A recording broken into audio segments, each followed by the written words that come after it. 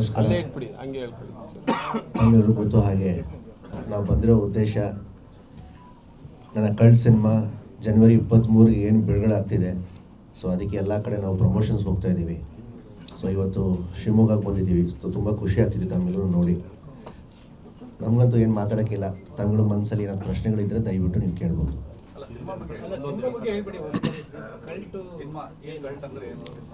Cult ಅಂದರೆ ಒಂದು romantic thrill cinema. ಹೆಂಗೆ ಒಂದು ಇಡೀ ಕುಟುಂಬ ಸಮೇತ ಥಿಯೇಟ್ರಿಗೆ ಬಂದು ಸಿನಿಮಾ ನೋಡೋ ಸಿನಿಮಾ.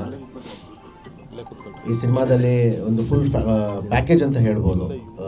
ಫೈಟ್ಸ್ ಆಗಲಿ, ಕಮರ್ಷಿಯಲ್ ಸಾಂಗ್ಸ್ ಆಗಲಿ, ಮೆಲೋಡಿ ಹಾಡುಗಳು ಆಗಲಿ, ಇಮೋಷನ್ಸ್ ಆಗಲಿ, ತಂದೆ ತಾಯಿದು, ಇವತ್ತಿನ ಜನ್ರೇಷನ್ನು ಹೆಣ್ಮಕ್ಳು ಆಗ್ಬೋದು, ಗಂಡು ಮಕ್ಕಳು ಆಗ್ಬೋದು, ಒಂದು ಪ್ರೀತಿಯಲ್ಲಿ ಬಿದ್ದ ಮೇಲೆ ಹೆಂಗೆ ಮೋಸ ಆಗ್ತಿದ್ದಾರೆ. ಸೊ ಅದ್ರ ಮೇಲೆ ಒಂದೆಲ್ಲ ಇಟ್ಕೊಂಡು ನಾವೊಂದು ಕತೆ ಮಾಡಿದ್ದೀವಿ.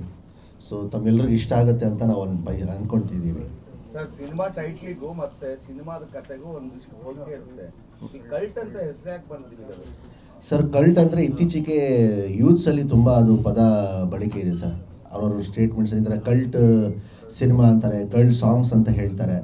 ಸೊ ನಾವು ಸುಮಾರು ಸತಿ ಕೇಳ್ತಾ ಇದ್ವಿ ಕಲ್ಟ್ ಕಲ್ಟ್ ಕಲ್ಟ್ ಅಂತ ಹೇಳಿ. ಕಲ್ಟ್ ಅಂದರೆ ಅದು ಎರಡನೇ ಅರ್ಥ ಬಂದ್ಬಿಟ್ಟು ಮಾಸ್ ಅಂತ ನಾವು ಹೇಳ್ತೀವಿ.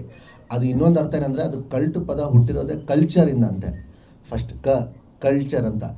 ಸೊ ಕಲ್ಟ್ ಅಂದರೆ ಫಿಕ್ಸ್ ಅಂದರೆ ಇವನೇ ಅಂದರೆ ಮಾಸ್ ಅಂತ ಹೇಳ್ಬೋದು. ಸೊ ಇದು ಕತೆ ಕಲ್ಟ್ ಅಲ್ಲ, ಈ ಹೀರೋದು ಕ್ಯಾರೆಕ್ಟರ್ ಕಲ್ಟ್ ಆಗಿರುತ್ತೆ ಸರ್.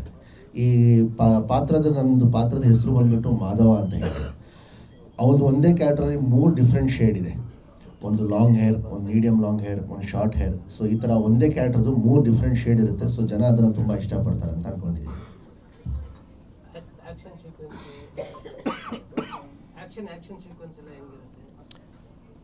ತುಂಬ ಚೆನ್ನಾಗಿ ಮಾಡಿದ್ದೀವಿ ಸರ್. ನಮ್ಮ ರವಿ ಮಾಸ್ಟರು, ರವಿ ವರ್ಮಾ ಅವರು ಕೊರಿಯೋಗ್ರಾಫ್ ಮಾಡಿರೋದು ಫೈಟ್ಸು. ಸೊ ಟೋಟಲಾಗಿ 3 ಫೈಟ್ ಇದೆ ಕಮರ್ಷಿಯಲ್ ಆಗಿ. ಸೊ ನನ್ನ ಮೊದಲನೇ ಸಿನಿಮಾದಲ್ಲಿ ಅಷ್ಟೊಂದು ಫೈಟ್ಸ್ಗಳು ಇರಲಿಲ್ಲ, ಒಂದೇ ಒಂದು ಫೈಟ್ ಇದ್ದಿದ್ದು. ಸೊ ಈ ಸಿನಿಮಾದಲ್ಲಿ ಒಂದು 3 ಫೈಟ್ ಅದ್ಭುತವಾಗಿ ರವಿ ಸರು ಕೊರಿಯೋಗ್ರಾಫ್ ಮಾಡಿದ್ದಾರೆ.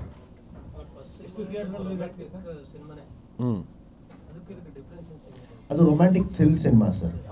ಅದು ಒಂದು ಟೈಮ್ ಟ್ರಾವೆಲಿಂಗ್, ಟೈಮ್ ಲೂಪ್ ಅನ್ನೋ ಮೇಲೆ ಕಾನ್ಸೆಪ್ಟ್ ಮೇಲೆ ನಾವು ಹೊಸ ಪ್ರಯತ್ನ ಮಾಡೋಣ ಅಂಥೇಳಿ ನಾವು ಹೊರಗಡೆ ಹೋಗಿದ್ದು. ಇದು ತುಂಬ ಇಮೋಷ್ನಲ್ ಸಬ್ಜೆಕ್ಟ್ ಸರ್. ಇದನ್ನು ನಾನು ಯಾಕೆ ಆಯ್ಕೆ ಮಾಡಿಕೊಂಡೆ ಅಂದರೆ, ನನ್ನ ಮೊದಲನೇ ಸಿನಿಮಾಗೆ ಸ್ವಲ್ಪ ನನಗೆ ಕಂಪ್ಲೇಂಟ್ಸ್ ಬಂತು.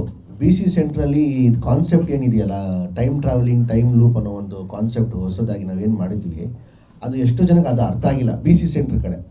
ಸೊ ಅದಕ್ಕೆ ಈ ಕತೆ ಪ್ರತಿಯೊಬ್ಬರಿಗೂ ಇಷ್ಟ ಆಗಬೇಕು, ತುಂಬ ಹತ್ತಿರವಾದಂಥ ಕತೆ ಇರಬೇಕು ಅಂತಲೇ ಹೇಳಿ ಈ ಕತೆ, ಈ ಹುಡುಗನ ಮೇಲೆ ಏನು ಘಟನೆ ನಡೆಯುತ್ತಲ್ಲ, ಐ ಆಮ್ ಡ್ಯಾಮ್ ಶ್ಯೂರ್ ಪ್ರತಿಯೊಬ್ಬರು ಜೀವನದಲ್ಲೂ ಆ ಘಟನೆ ನಡೆದಿರುತ್ತೆ ಒಂದು ಪೀರಿಯಡ್ ಟೈಮಲ್ಲಿ. ಸೊ ಪ್ರತಿಯೊಬ್ಬರು ಅದನ್ನು ತುಂಬ ಫೀಲ್ ಮಾಡ್ಕೊಳ್ತಾರೆ ಅವ್ರ ಸಿನಿಮಾ ನೋಡಿದ್ಮೇಲೆ.